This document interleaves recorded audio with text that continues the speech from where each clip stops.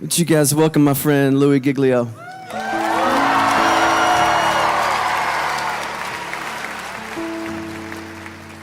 You guys can have a seat. Thank you so much. Man, what a great confession. We're calling this, I think you knew this already, the How Great Is Our God Tour.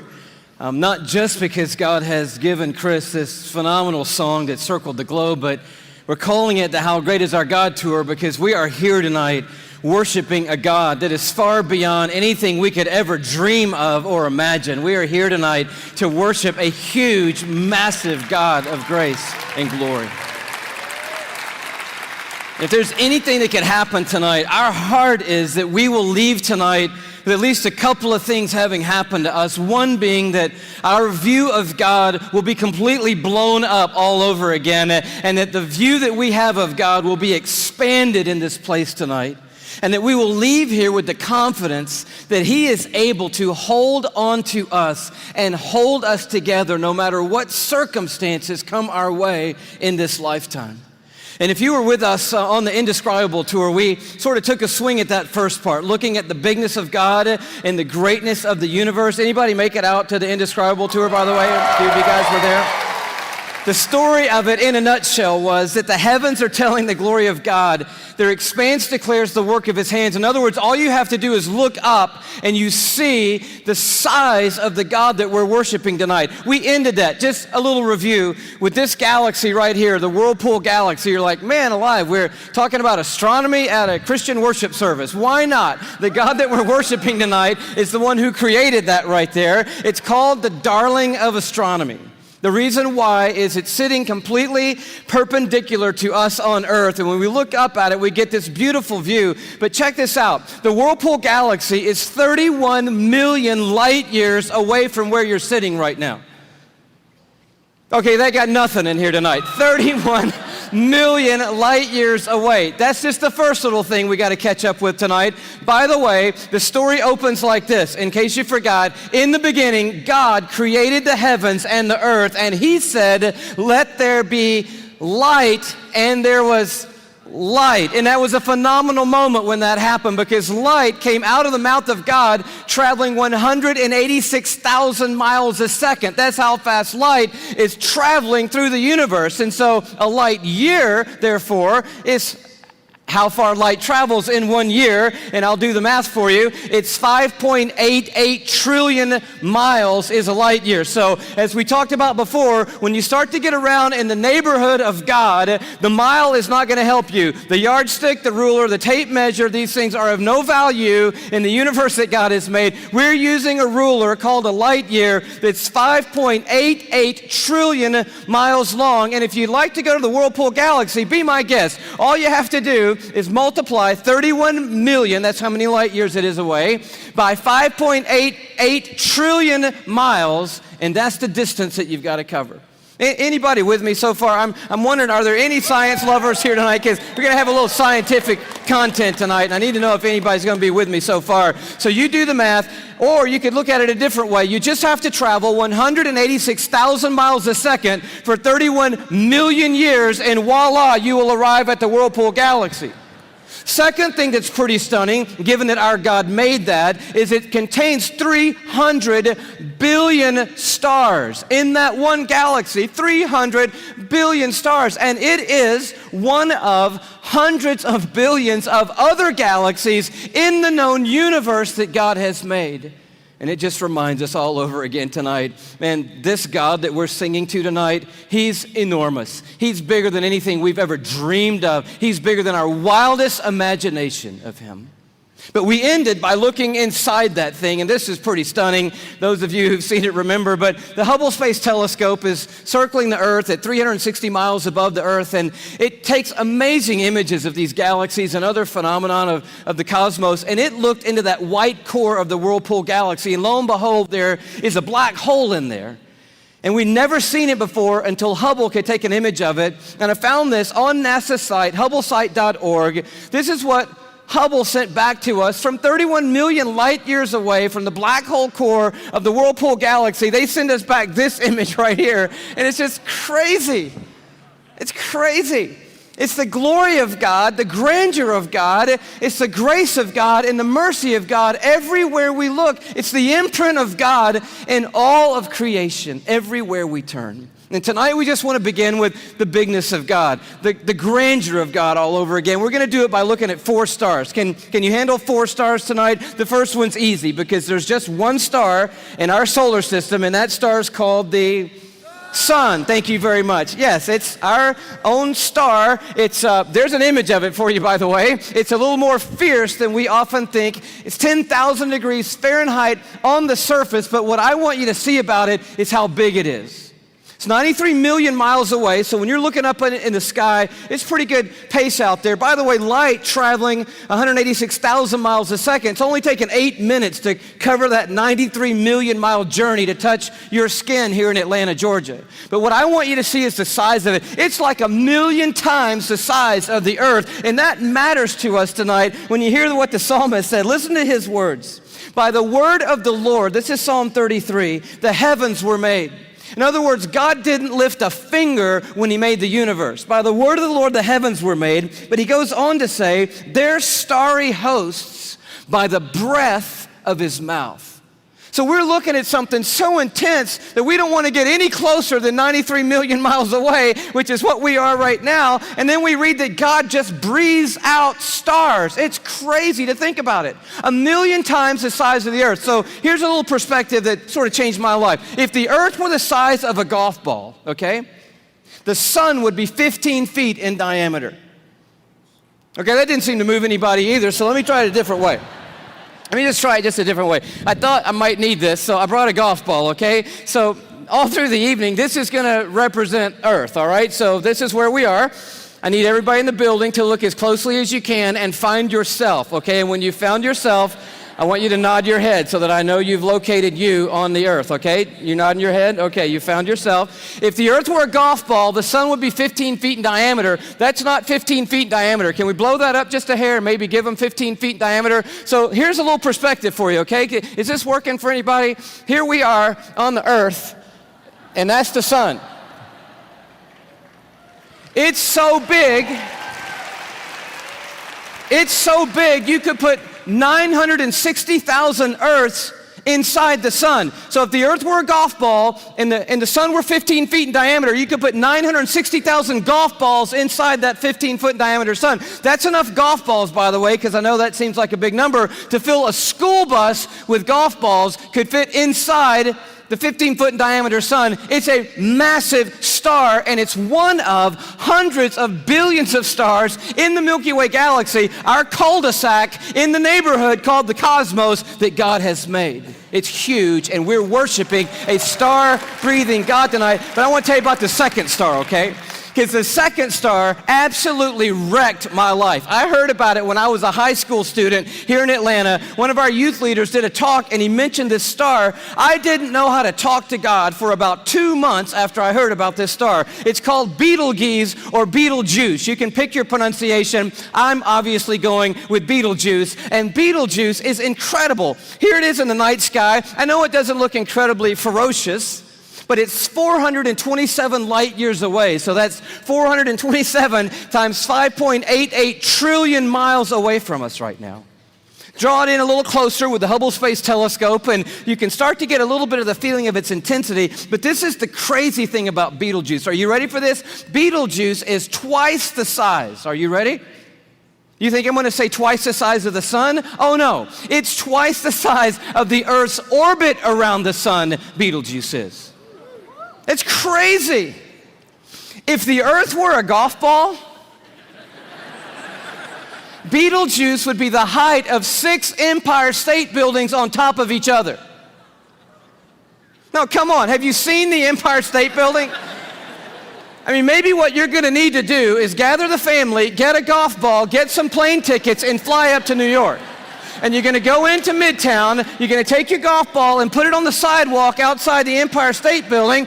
Don't worry about people thinking you're crazy. They're not even going to notice you in New York. You're going to go across the street. You're going to look up at the Empire State Building and imagine 5 more Empire State Buildings on top of the Empire State Building. That's Betelgeuse, and that's the earth, and somewhere you're on it.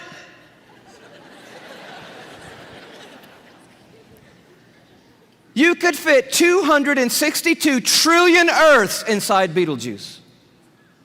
So if the Earth were a golf ball, that would be enough golf balls to fill up the Superdome with golf balls. 3,000 times.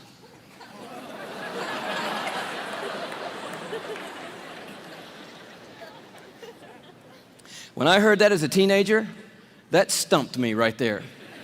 Because most of my praying had been advising God, correcting God, suggesting things to God, drawing diagrams for God, reviewing things with God, counseling God.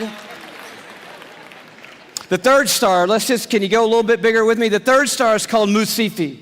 Here it is in the night sky. It's that gold star to the top left. We have the big image of it. It's 3,000 light years away, but I just want you to see it in the span of all these little glittering stars so that you know that at times when you look up at night, it is not just twinkle, twinkle, little star, how I wonder what you are. I'm telling you what you are. What you are is intense and huge and massive and ferocious is what you are. And this one used to be called Herschel's Garnet Star. Check it out.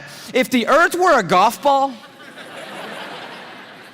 Musifi would be the width of 2 Golden Gate bridges end to end. Apparently, you're going to need to go from New York to the West Coast. Go to San Francisco with your family and your golf ball. Place your golf ball at the beginning of the Golden Gate Bridge. Go across the bay into Oakland to a high place where you can see the entire Golden Gate Bridge. Another second Golden Gate Bridge will be in your imagination. Span all the way back the 2 Golden Gate Bridges to the very beginning and find your golf ball over there. That's the Earth, and somewhere you're on it. One of the stars in the Milky Way galaxy. It's so big you could fit 2.7 quadrillion Earths inside this one star. Thank you so much. Where have you been all night? Now, quadrillion we have not talked about, and I need to explain this just briefly because I don't know about you, but I do not understand the national debt or any numbers bigger than about $875.28. I get that number. Go bigger than that, I don't know. But you need to understand a quadrillion, okay? Because this star is crazy big. A quadrillion, let's do it this way. Everybody knows a million, right? How many of you know what a million is? You can kind of get your head around a million. Everybody? All right. You know that a billion's 1,000 million, and a trillion is 1,000 billion, and a quadrillion is 1,000 trillion, right? Everybody knew that? Here's the perspective. This changed my life, right? A million seconds ago, 12 days ago. Isn't that cool? See, that saves you doing that on your little calculator at home, which I dare you to try to do when you get home tonight. But a billion seconds ago, you're thinking, oh my goodness, if it's 12 days ago, I'm going all the way back to like September with you, Louis. This must be crazy, right? How about May 1975 is a billion seconds ago? You're like, whoa, that's a little bit bigger than a million. Oh yeah. A trillion seconds ago, you're like, I'm on the 1800s. No. Christopher Columbus? No. 29,700 BC is a trillion seconds ago. A quadrillion seconds ago, 30,800,000 years ago is a quadrillion seconds ago. We're talking about a really large number, and Musifi is so big, you could put 2.7 quadrillion Earths inside this one star. But it is not even the biggest star we have found. I love science, and science has just brought us the largest star they found. It's called, are you ready for this? Canis Majoris. Now, I'm no linguist, but that's a cool name for the biggest star we've found so far. I think that means the big dog star, and that's exactly what it is.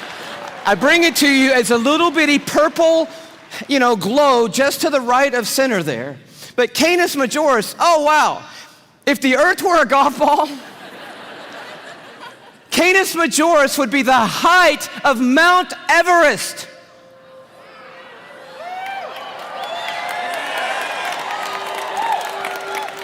Thank you.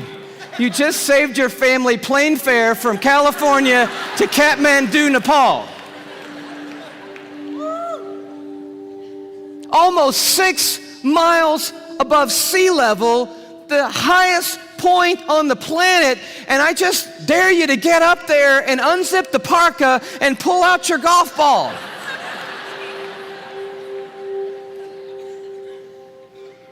You could fit 7 quadrillion Earths inside Canis Majoris.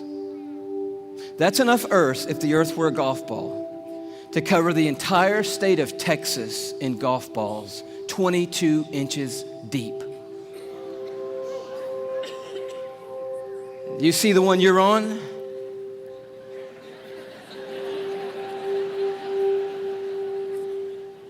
Maybe this will help a little bit more. This absolutely blew my mind.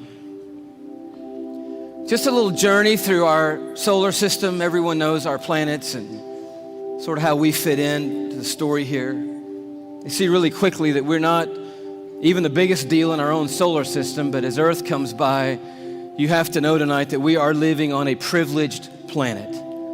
Anyone would tell you we're living at one of the most special places, if not the most special place in all of creation. But Neptune comes by and Saturn and then Jupiter, and you're like, okay, we're not all that big, even in our own little cul-de-sac.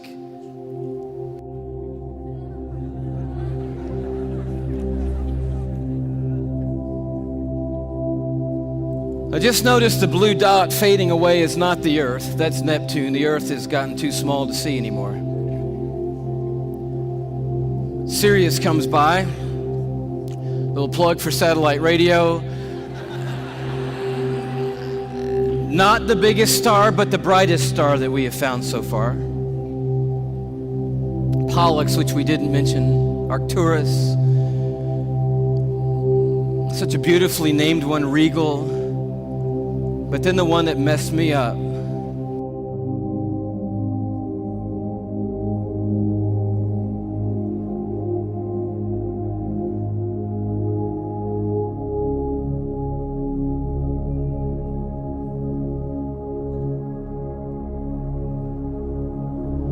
Our third star, Musifi. Musifi's cousin, W. Cephei.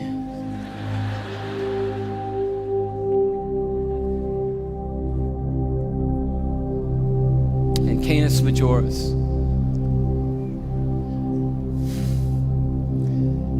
And do you know that you couldn't come up here right now with a Sharpie and make a mark on the screen that would approximate the size of our sun? You couldn't even do it. I mean, when you look at these in their relative size, we just have to put a little arrow over there that says, if you could put the sun on here, which you can't, it would go somewhere about here. And can you hang on that for me? And when you see this, I don't know what happens to you, but I'll tell you what happens to me. A shrinking feeling comes over me, and it's not a bad shrinking feeling, it's a good shrinking feeling. Because sin, it has a way of shrinking God down in our minds and puffing us up in our own estimation. But just a glance into the universe that God has made resizes everything in a heartbeat. And you realize tonight we are worshiping an unrivaled, uncontested God of all kind of might and power and glory and awe, there's none like him anywhere in all of creation tonight. We are not here worshiping some little teeny tiny God. We are the teeny tiny ones, you and me. We are small and weak and fragile and frail. We are, you and me tonight, one of 6.5 billion people on this little golf ball sized planet in this massive universe that God has made. But I'll tell you, the miracle of tonight is crazy, and crazier to me than the size of any star, is that though we are but a vapor, you and me, and tiny and frail, we are marked by majesty. And we have been created in the very image of the God who breathes out the stars and put the universe into place. You and I are fashioned and formed and ordained by the God of all creation. We are fearfully and wonderfully made, you and I. We are a miracle. You're a miracle sitting in the building tonight. If I could just remind you just for a moment, you are somebody incredibly special. Let me just dial back to the beginning, and I know you know this already, but in the very, very beginning, here's how you happened, okay? One cell from your mom found one cell from your dad. Now, there's more involved in that than that, but that's enough for us right now. And by the way, we should applaud the one cell from your dad, because that one cell did a pretty heroic thing to be the one cell in the story that we're talking about tonight. One cell from your mom met up with one cell from your dad, each one carrying 23 chromosomes. The one from your mom was carrying half of her DNA. The one from your dad was carrying half of his DNA. And those two cells met and merged into one single cell. And when they did, those chromosomes matched, and they began to form together a brand new DNA code. Using 4 characters, 4 nucleotides, they begin to write out what we have now discovered is the 3 billion character description of who you are, written in the language of God. They wrote out your DNA, your human genome of 3 billion characters made up of those 4 simple nucleotides. And when they did, they described who God had ordained you to be. In that one little simple cell. Scientists say if you took the DNA out of that one little cell and stretched it out, that DNA would be 6 feet long, 3 billion characters stretched out to 6 feet long. So amazing that if I were to read your DNA, reading 1 character per second, night and day, it would take me 96 years just to read the description of you. And when they formed together, they wrote out and painted a picture which had never been written before in the history of humankind. And then that cell did the unthinkable. It set out to build that model from one cell. I'm telling you, you are a miracle sitting in this building tonight. And you have come a long, long way. I mean, here you are. This may not be in the family photo album, but here you are at 3 days old. 16 cells of you. You say, what in the world is that? It's a 16-cell human embryo on the tip of a safety pin at incredible magnification. So by now, that one cell had turned into 16 cells on its way to making the 75 trillion cells that make up your body tonight. Every one of those 75 trillion cells containing that 6 feet of the 3 billion character DNA code that's you. There's so much DNA in your body, by the way. If you stretched it all end to end, there'd be enough DNA to go to the moon and back inside your body. 178,000 times. That's how amazing God has made you to be. 75 trillion cells in your body. And when I told you that, 50,000 of those cells died and were replaced by brand new cells when I told you that. And then just now, 50,000 more cells died and were replaced by brand new cells. It's happening every 3 seconds, day and night, all the days of your existence. And you wonder why you're tired all the time. I'll tell you, you're doing some amazing stuff night and day. We're miracles, you and me. I love the way Augustine said it, one of the great fathers of the church and of the faith. He just nailed it when he said it like this. Men go abroad to wonder at the height of mountains, the huge waves of the sea, the long course of rivers, the vast compass of the ocean, the circular motion of the stars. But they pass by themselves and they don't even notice. In the womb, miracles happening every moment. Here you are at 5 months in the womb. You remember those days? Those were the good old days. And just miracles happening every second. Let me tell you about one. Million optic nerve endings left the optic nerve center of your brain in the womb, headed for 1 million optic nerves that had left your eye. And they had to meet and match their exact partner, 1 million looking for 1 million. And when they found their exact partner out of 1 million and matched up together, in that instant you had sight.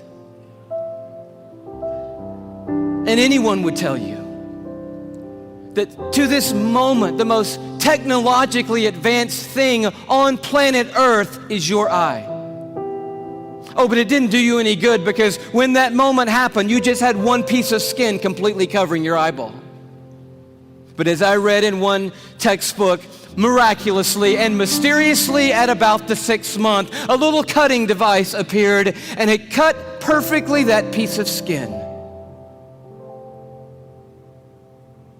And you had eyelids for the very first time in your mother's womb. You are fearfully and wonderfully made. And the God of the heavens is the one who fashioned you together. And he knows your name tonight. And he knows every single thing there is to know about you. And he's made you a promise that for those who trust in him, he will literally hold them in his hand and carry them all the days of their life. This Psalm 33 that talks about a star-breathing God turns an interesting corner. It says, "For he spoke and it came to be. He commanded and it stood fast." That's power and awe. But now it gets very personal. From heaven, the Lord looks down and sees all mankind. From his dwelling place, he watches all who live on earth. He who forms the hearts of them all and is intimately acquainted with everything they do. And then he goes even further. And he says, "The eyes of the Lord are on those who fear him, on those who hope in his unfailing love." And here comes this promise: to deliver them from death and to keep them alive in famine. And that is the promise tonight, because this building and our world is filled with hurting people, with lives that are spinning out of control, with pain that we didn't ask for or could never imagine. And God is making a promise to us tonight. He's saying, "I am a universe maker and I am a heart former, but I'm also big enough to be intimately acquainted with all the circumstances of every one of your lives. And I promise you, no matter what comes in this lifetime, no matter how difficult the road or how dark the night, I will hold on to you, and I will literally hold you together and carry you through any and every circumstance that ever comes your way, any moment on this planet." It's the promise of God. And you say, "Well, man, that sounds good, but how do I know that's true in my life right now, Louis?" I mean, that's really what we want to know tonight. And I'll tell you how you can know tonight that God will always hold you together no matter what. It's by looking a little deeper into the human body, and it's a little protein molecule called laminin. Yeah, that's about what I felt the first time I heard that. Long story short, the tour was winding down last time around. We were in Tyler, Texas. The night was over. A guy walks up to me. I wish I could tell you the whole story. It was so of God. Introduces himself to me, says, "How are you doing? I just wanted to say hello." I said, "It's nice to meet you." He says, "You guys winding the tour down? Where are you going to go from here?" I said, "Well, I'm on my way back home to Atlanta, Georgia." He said, "Well, what's next for you?" I said, "I'm going to be preaching the next 2 Sundays for my pastor back in Atlanta." He said, "Oh, cool. What are you preaching on?" I said, "Well, the series is on the glory of God in the human body." He said, "That's really amazing. I'm a molecular biologist at the university down the road. Give me your talk." And I was like, oh, wow, I wasn't quite yet ready to unload the talk for a molecular biologist. So I kind of stumbled through what I had, and he's kind of being kind and gracious and like, that's good. And then he says, "Well, what's your big left hook? You got to have a left hook, a big finish, right?" I said, "I don't have a left hook yet." He said, "Oh, Louis, Oh man, your left hook is laminin. And I'm totally blank on laminin. He goes, Louis, it's a cell adhesion molecule. Protein molecule? Do you know about proteins? I'm like, no. He said, Louis, cells organize into certain molecular structures, and that determines what protein there are. There are between 10 and 60,000 proteins in the human body. We don't even know how many proteins are in the human body, but one of them is a cell adhesion molecule. It's organized into this certain structure, and that tells the cell what its job is in the body. And this one is a cell adhesion molecule. And I'm like, all right. He said, no, Louis, it's like the rebar of the human body. The steel they put in the concrete when they lay the foundations of things, it's that stuff. It's holding your membranes together. It's the glue of the human body, Louis. It's laminin. You got to tell them about laminin. And I'm like, I promise you, I'm going home and tell them about laminin. And I'm sure when I do, revival is going to sweep across the church and probably around the world when I tell them. He said, no. You got to see laminin. I'm like, okay, let's see it. He said, no. You need to go look it up online. You need to go Google laminin. I'm like, I don't even know how to spell laminin. Takes his card out. He writes on the back, Laminin. I'm like, okay, I cannot wait to get to my computer and get on Google, click on images, type in laminin, and I'm waiting, and these little thumbnails come up on the screen, and I'm like, wow. That's laminin, the cell adhesion molecule. Woo! I am so excited. I am beside myself. I cannot believe what I'm seeing. I love laminin. I'm so fired up. You should see laminin, I guess. That's the thing, right? Okay. Here is a scientific diagram of the laminin cell adhesion molecule that's holding your body together right now, okay? This is what I found right here.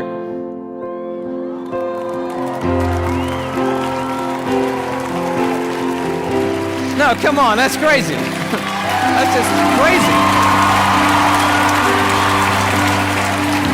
I just can't believe it. I emailed that guy back so fast, I'm like, wow, what in the world? He said, you want to see an actual laminin molecule? I'm like, oh no, man, the diagram was cool for me. I'm happy with that. Don't bother sending anything else. I'm like, yes! And he sends me this image, an electron microscopic image of an actual laminin protein molecule. It looks just like this.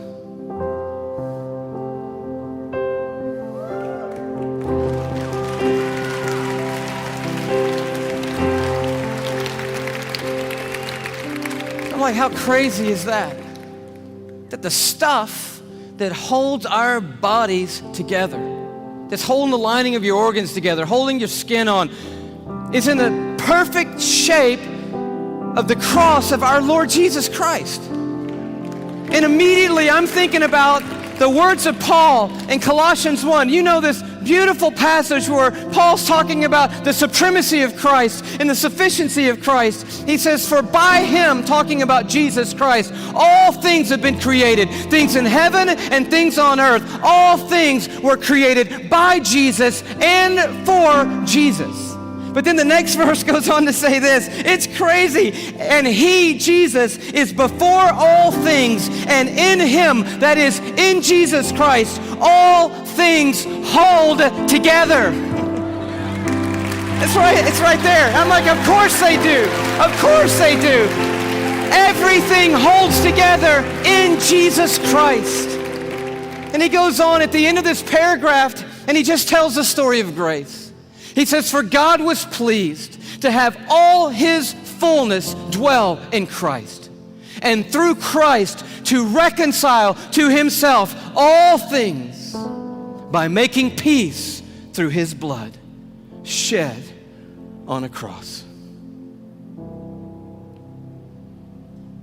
So you're at the toughest place in your life. How can you know that God is going to hold you together and bring you through? You know because there is a cross standing over history, and it is looming over this building tonight.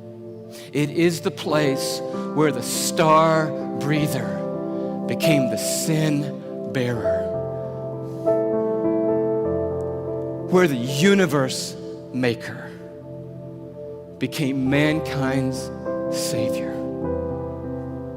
And it is proof that God doesn't always change the circumstances.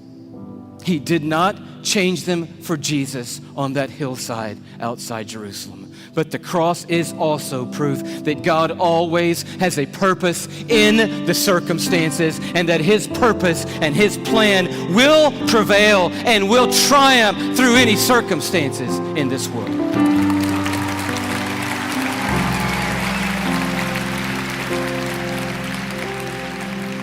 So we just close with this question. It's found right in the middle of an interesting chapter in Isaiah 40 where it just talks about the expanse of God. He stretches out the heavens like a curtain, like a tent to dwell in. He leads forth the starry host one by one and calls them each by name. But then it takes a turn. And the writer of Isaiah says, "So why do you say, O Jacob? And why do you complain, O Israel? My way is hidden from the Lord." Or say, "My cause is disregarded by my God." In other words, there was a moment in the history of Israel when they felt like God had completely lost sight of them. That yes, I believe that God is big enough to make the world. I even believe that God ordained and made me. And now coming present tense, I'll accept the fact that God gave His Son on a cross. But what I really need to know right now, what really matters most to me right now is, does God see what I'm going through? Does He see what I'm carrying? Does He know that I can't take one more step or one more day? Does He care, and can He do something? That's what I need to know. And Isaiah answers, and he answers with another question. And it's a question for us here. He says, "Do you not know? Have you not heard? The Lord is the everlasting God, the creator of the ends of the earth. He will not grow tired or weary, and His understanding no one can fathom." He's huge. He is a star breather. He's big. But listen to what He loves to do. That God, that creator of the ends of the earth, that I do not grow tired or weary, that my understanding's too great for you, that God, here's what He does. He gives strength to the weary, and He increases the power of the weak. For even the youths will grow tired and weary, and young men will stumble and fall. But those who hope in the Lord, another translation, those who wait upon the Lord.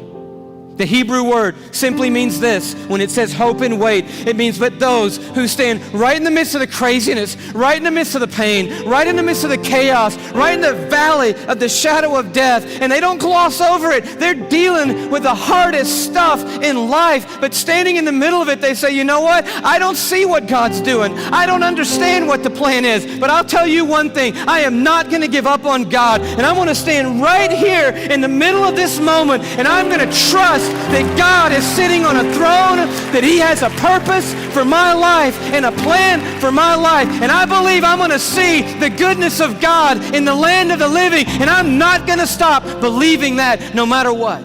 That's what the word means, to wait and to hope on the Lord. And He said, and here's the promise. You're going to wake up to rosy circumstances. No.